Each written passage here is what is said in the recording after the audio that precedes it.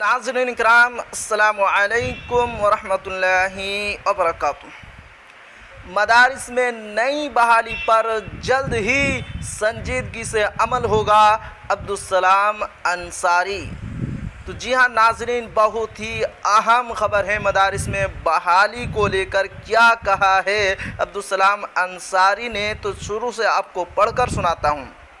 Patna, Bihar state मदरसा education board के secretary व deputy director secondary education Bihar जनाब अब्दुस्सलाम अंसारी ने Bihar public service commission Patna यानी कि बीपीएससी के रुकन जनाब इम्तियाज़ अहमद करीमी को साल 2024 का मदरसा बोर्ड की डायरी व कैलेंडर का तोहफा पेश किया।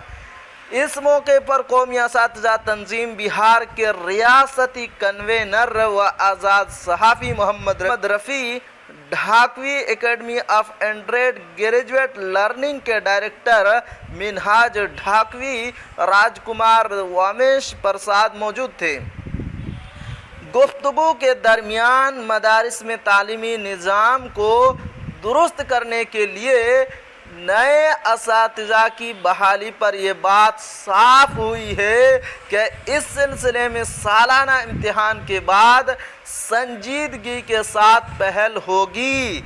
जनाब इम्तियाज़ अहमद करीमी ने कहा है कि मदारिस में खाली हैं, मुदर्रिसीन नहीं हैं, तो तालीम कैसे होगा।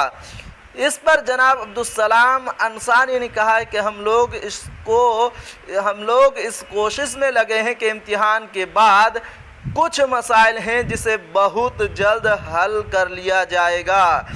जनाब करीमी साहब ने कहा है कि अगर नहीं होता है तो आप हमें दे दें, मैं बीपीएससी के ज़रिया बहुत जल्द बहाली करवा दूंगा और बीपीएससी से बहाल होने वाले बहुत अच्छा रिज़ल्ट देंगे और हमारे बच्चों को मेयारी तालीम हासिल हो पाएगी। इस दरमियान मोहम्मद रफ़ी ने कहा है कि कई मदारिस ऐसे हैं कि जहां एक भी उस्ताद नहीं है।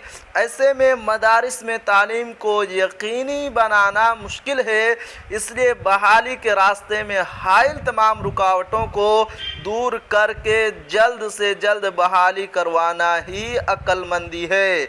जनाब रफ़ी ने कहा कि जब मदारिस में असातिज़ा होंगे तो बच्चे भी दाखिला लेंगे और तालीमी निज़ाम भी बेहतर होगा।